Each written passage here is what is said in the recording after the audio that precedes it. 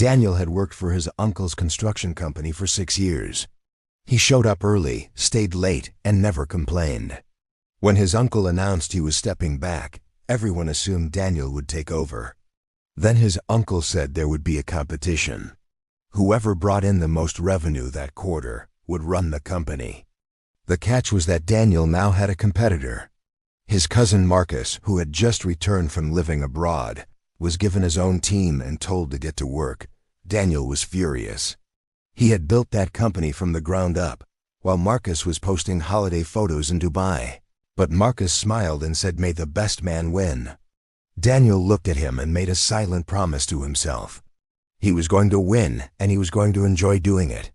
Meanwhile, on the other side of London, a young woman named Zara was sitting in her car trying not to cry. She had just left another job interview where the manager made it very clear the position came with conditions she was not willing to meet. It was the third time something like that had happened. She was talented, qualified, and completely broke. Her mum was recovering from a hip replacement, and the rent was already 2 weeks late. That evening her phone lit up with a transfer notification.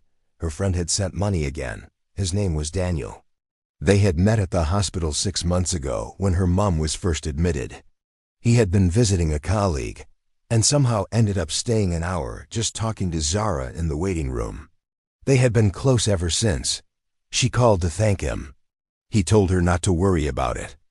The next morning, Zara spotted a job listing for an executive coordinator role at a logistics firm.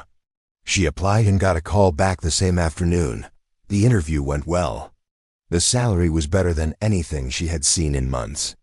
She signed the contract and started on Monday, feeling like her luck had finally turned. What she did not know was that the firm was run by Marcus. Marcus had found out about Zara through a contact. He knew she was important to Daniel. He also knew she was smart and had a background in economics. He told himself it was just good business sense to hire her. But he also wanted to know what Daniel cared about enough to quietly support for months without telling anyone.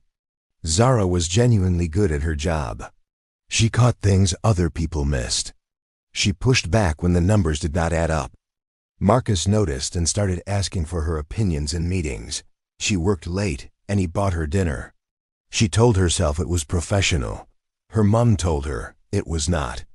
Zara had not told Daniel about the new job yet. She planned to wait until he was back from his work trip up north. But then Daniel walked into a corridor at a business event and saw Zara standing next to Marcus laughing at something on a laptop screen. He stood there for a moment and then walked away. He called her that night. She could hear something different in his voice.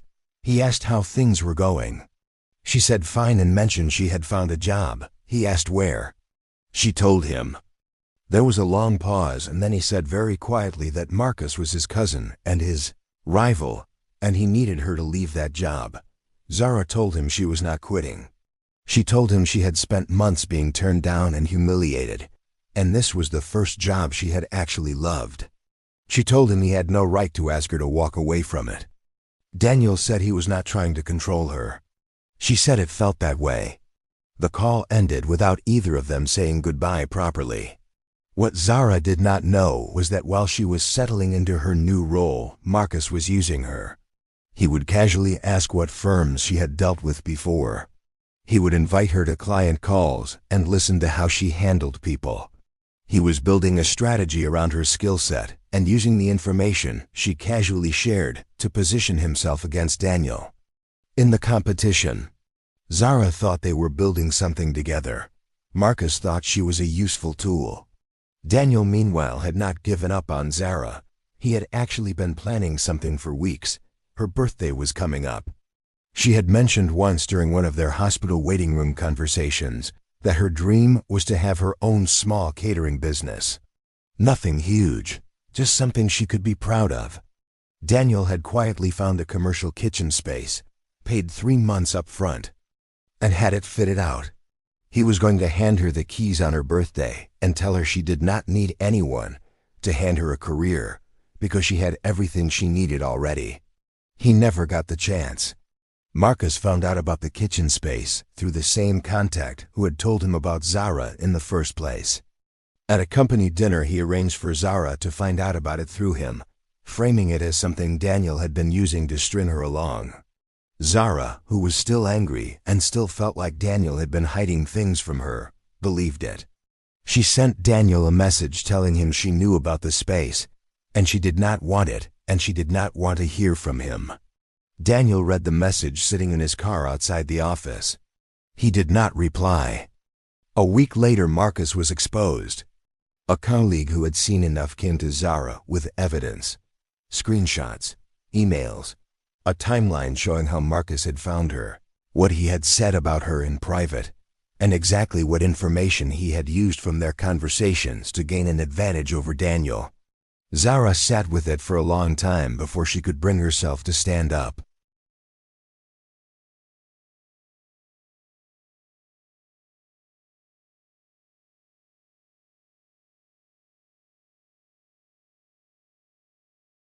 She asked if the kitchen was still available. He said yes. She asked if the offer still stood. He said she would have to come see it first. They drove over that evening. It was small and clean with good light coming through the windows. Zara walked around it slowly without saying anything. Daniel stood by the door watching her. Eventually she turned around and asked him what he wanted in return. He said nothing. She looked at him for a moment and then laughed for the first time in weeks. As for Marcus, he lost the competition and lost his uncle's trust. The old man had found out what his son had done and was not impressed. Marcus had won the numbers game, but had done it by using people, and that was not the kind of person his father wanted running anything. Daniel got the company, but the thing he was most relieved about had nothing to do with business.